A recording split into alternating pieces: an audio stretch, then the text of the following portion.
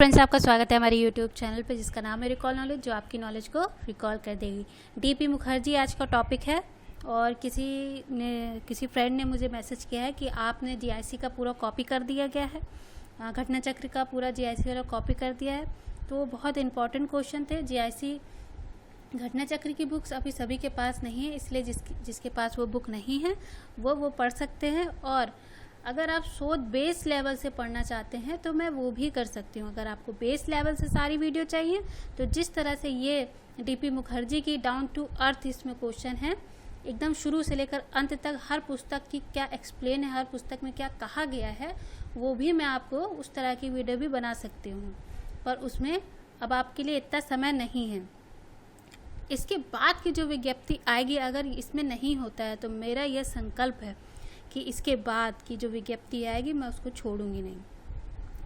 तो चलिए ये हम लोग पढ़ते पहले। डीपी मुखर्जी, भारत के समाजशास्त्रियों में डीपी मुखर्जी का महत्वपूर्ण स्थान है। इसका जन्म 1894 में बंगाल में हुआ था। इनकी शिक्षा कलकत्ता में पूरी हुई थी, जहां इन्होंने डिग्री कॉलेज बीए किया था, ग्रेजुएशन किया था अपना। इतिहास इनका सबसे प्रिय विषय था, लेकिन इन्होंने अर्थशास्त्र से एमए किया था। इन्होंने समाजशास्त्र के क्षेत्र में इतिहास एवं अर्थशास्त्र के रास्ते प्रवेश किया। इनके समाजशास्त्रीय अध्ययन में दो विषयों का सर्वाधिक प्रभाव देखने को मिलता है। कौन सा? एक इतिहास का और दूसरा अर्थशास्त्र का। यद्यपि इनकी विचारधारा मार्क्सवादी थी, लेकिन ये खुद को मार्क्सशास्त्री कहलाना ज़्यादा पसंद करते थे। ये क्वेश्चन नेट में भी आ चुका है। जैसे कि मार्क्सवादी उत्पादन संबंधों पर जोर देता है, उसी प्रकार डीपी मुखर्जी भी भारतीय समाज की विवेचना उत्पादन के संदर्भ में करते हैं। समाज में वर्गों के बीच जो संघर्ष होता है, गरीब और अमीर की जो लड़ाई होती है, इसकी व्याख्या डीपी मुखर्जी ने द्वंद्वात्मक भौतिकवाद प्रक्रिया के द्वारा की है। डीपी मुखर्जी के समकालीन विद्वानों ने भारतीय समाज को हिंदू धर्म ग्रंथों के माध्यम से देखा था। यह समाजशास्त्र वस्तुतः हिंदू समाजशास्त्र था। एम.एन. श्रीनिवासन जैसे विद्वानों ने भी इस समाज की व्याख्या जाति व्यवस्था के आधार पर की है। इरावती कार्वे ने जाति एवं संयुक्त परिवार की व्यवस्था पर नजर दिया है। A.R. देसाई ने मार्क्सवाद संदर्भ में राज की मीमांसा की। पूंजीवाद उनका केंद्र बिंदु था। ठीक है, उनके दृष्टि में भारतीय राज भी पूंजीवाद थे। इस समग्र परंपरा से अलग हटकर डीपी मुखर्जी ने द्वंद्वात्मक भौतिकवाद को अपने समाजशास्त्रीय निर्वाचन का आधार बनाया है। इस नवीन संदर्भ में भारतीय समाज को जिस रूप में देखा गया, वह परंपरागत रूप से बिल्कुल भिन्न था। समाज वही था, लेकिन मार्क्सवादी व्याख्या ने इसके स्वरूप को बदल कर रख दिया था। सच में देखा जाए तो डीपी मुखर्जी ने भारतीय समाजशास्त्र में एक नया परिवर्तन ला दिया था।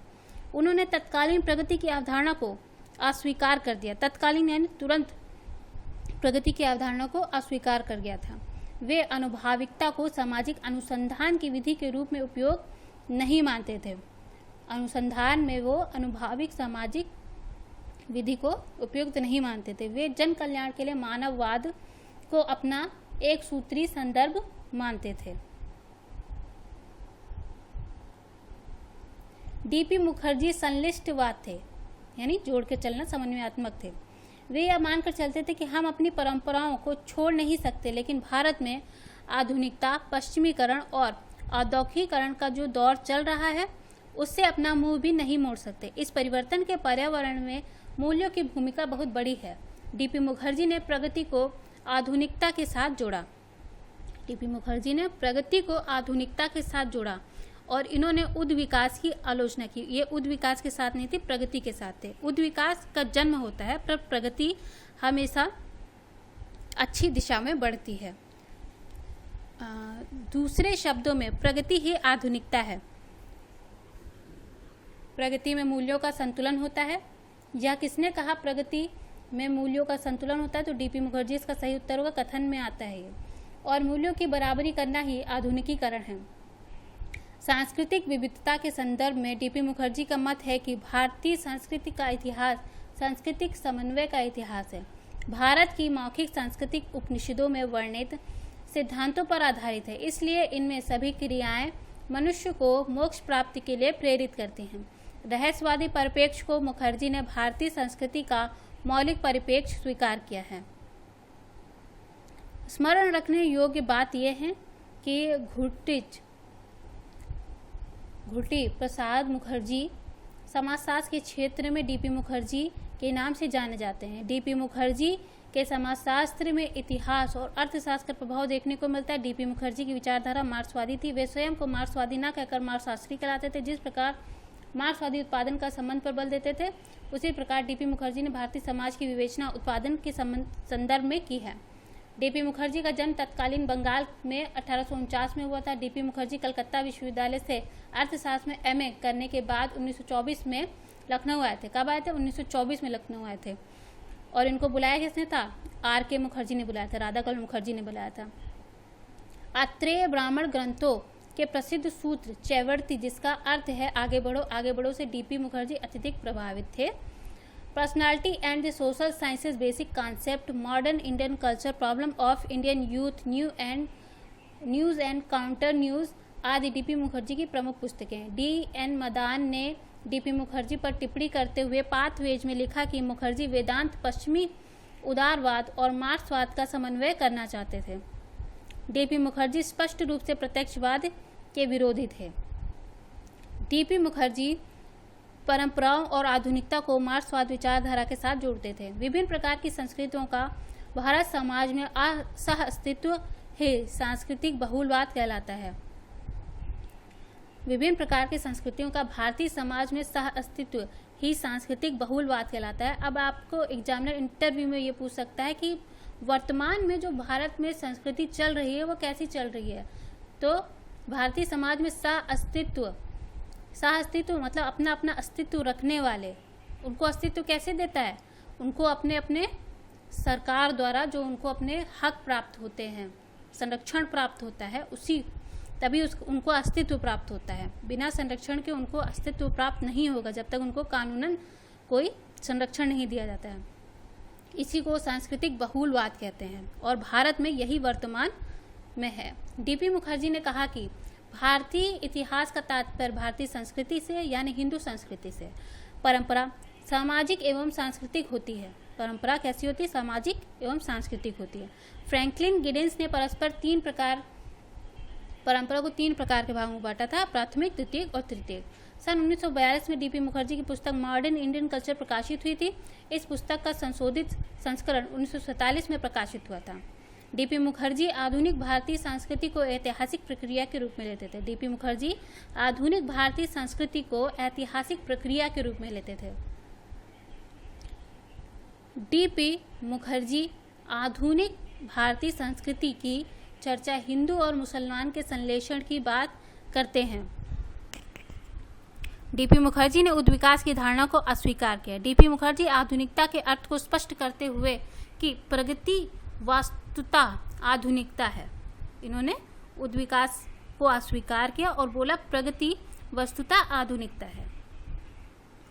डीपी मुखर्जी के अनुसार आज तीसरी दुनिया में जिस आधुनिकता की बात की जाती है वह आधुनिकता मूल्यों की है। डीपी मुखर्जी ने प्रगति को आधुनिकता के साथ जोड़ा है। उनके अनुसार प्रगति ही आधुनिकता है। प्रगति में मूल्यों का संतुलन होता है, यह कथन आता है। प्रगति में मूल्यों का संतुलन आता है, यह किसका कथन है?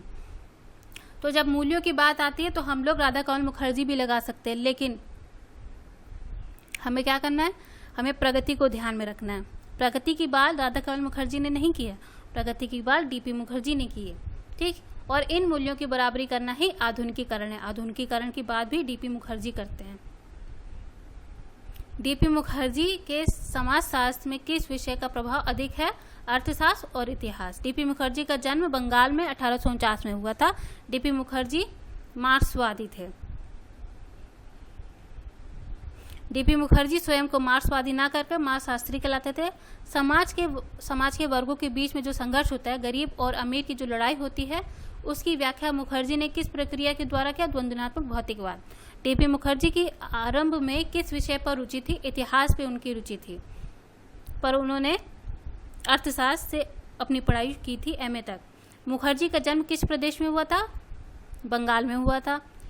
जिस प्रकार मार्क्सवादी उत्पादन के संबंध पर जोर देते हैं, उसी प्रकार भारतीय समाजशास्त्री में भारत समाज की विवेचना में उत्पादन के संबंधों के संदर्भ में डीपी मुखर्जी ने किया है। डीपी मुखर्जी के समकालीन विचारकों ने भारतीय समाज को किस माध्यम से बताया था? धर्म ग्रंथों के माध्यम से।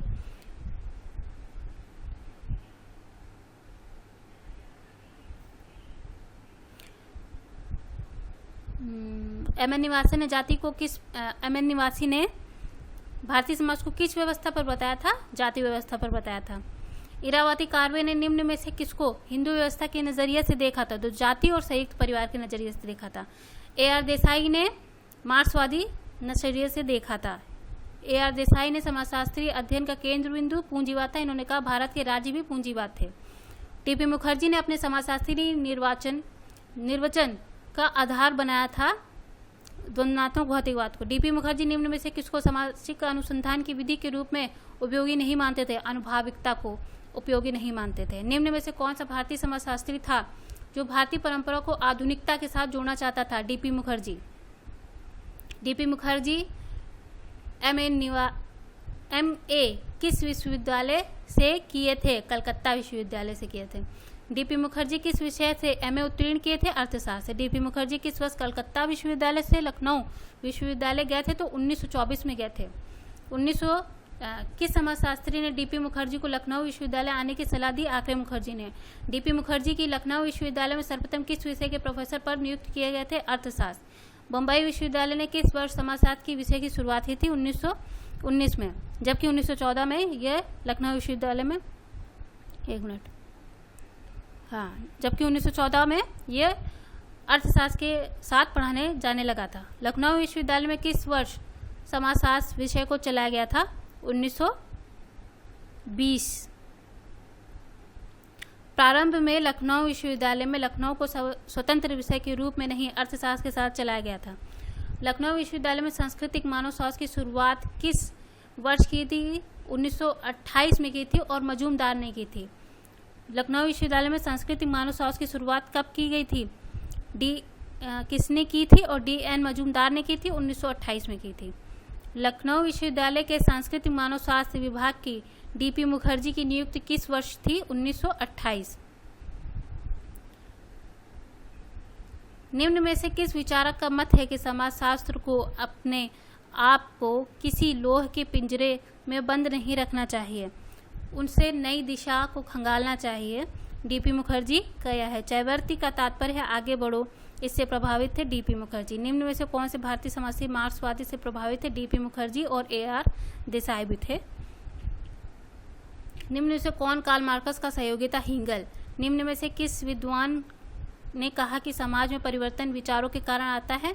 विचार बदल दिए जाए तो संपूर्ण समाज बदल दिया जाएगा। इसका उत्तर है हीगल की परिभाषा है ये। किसने कहा कि भौतिक अवस्थाओं को बदल दिया जाए तो समाज बदल जाएगा? इसका उत्तर मार्कस है। कार्ल मार्कस ने निम्न में से किस पर बल दिया? उत्पादन के संबंध पर। उत्पादन संबंध ही विचार को बनाते हैं। इसका उत्तर है द्वंद्वात्मक भौतिकवाद। हम अपनी परंपराओं को छोड़ नहीं सकते, लेकिन आधुनिकता, पश्चिमीकरण और औद्योगिकीकरण का जो दौर चल रहा है उससे अपना मुंह मोड़ नहीं सकते। यह परिभाषा डीपी मुखर्जी की है। किस विद्वान ने डीपी मुखर्जी पर टिप्पणी करते हुए लिखा कि मुखर्जी वेदांत, पश्चिमी उदारता और मार्क्सवाद का समन्वय करना चाहता है? T.N. मदान ने यह कहा था पाथवेज में। पाथवेज किसकी रचना है? T.N. मदान की है। डीपी मुखर्जी ने मार्क्स के किस विचारधारा का संश्लेषण को अपना केंद्र बिंदु बनाया था? द्वंद्वात्मक भौतिकवाद। डीपी मुखर्जी निम्न में से किसके विरोधी थे? प्रत्यक्षवाद के विरोधी थे और अनुसंधान में अनुभाविकता के विरोधी थे और उद्विकास के विरोधी थे। निम्न में से कौन सा विचारक भारत की वह परिभाषा है जो आधुनिकता और अज्ञानात्मक विधि पर निर्भर है, उसे स्वीकार नहीं किया था? डीपी मुखर्जी ने इसे स्वीकार नहीं किया है। प्रगति की किसी भी परिभाषा में किसका स्थान सबसे ऊंचा होना चाहिए? मूल्यों का। निम्न में से कौन सा मूल्य भारतीय समाज से सरोकार रखता है? उपयुक्त सभी, शांतनम, शिवम, अद्वैतनम, अद्वैवेदनम नहीं, आद वेदांतम, सही प्रोनाउंस है इसका। भारतीय समाज से सरोकार रखने वाले मूल्य को डीपी मुखर्जी ने किससे लिया था? उपनिषद से लिया था। निम्न में से किस सिद्धांत द्वारा हम सामाजिक पर्यावरण के साथ मेल मिलाप कर पाएंगे? समन्वय के साथ। कौन सा सिद्धांत विभिन्न स्थितियों में एकता स्थापित करता है? अद्वैतनतम। डीपी मुखर्जी के अनुसार सामाजिक जीवन में एकता लाने का काम कौन करता है? व्यक्तित्व।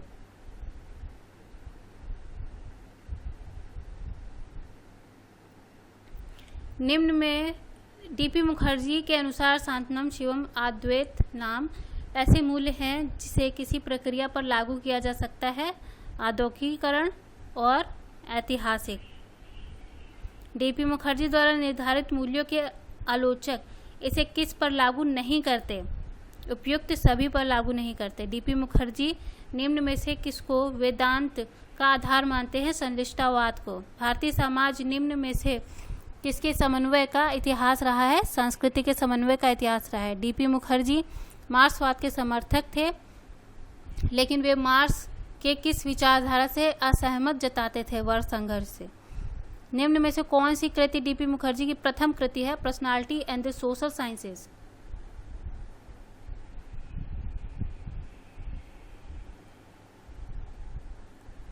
डीपी मुखर्जी की पुस्तक personality and the social sciences किस वर्ष प्रकाशित हुई थी? यह पुस्तक 1924 में प्रकाशित हुई थी। बेसिक कॉन्सेप्ट निम्न में से किसकी रचना है? डीपी मुखर्जी की रचना है। बेसिक कॉन्सेप्ट किस वर्ष प्रकाशित हुई थी? 1932 में प्रकाशित हुई थी। निम्न में से कौन सी पुस्तक डीपी मुखर्जी की तीसरी पुस्तक है? Modern Indian culture. DP Mukherjee की पुस्तक मॉडर्न इंडियन कल्चर 1942 में प्रकाशित हुई थी। निम्न में से कौन सी पुस्तक डीपी मुखर्जी द्वारा लिखी गई थी? उपयुक्त सभी। Tagore a study, introduction to Indian music, news and counter news. आज की वीडियो में इतना ही, न तो वीडियो बड़ी हो जाएगी। अगले वीडियो हम शाम तक अपलोड कर देंगे। आज के लिए इतना ही।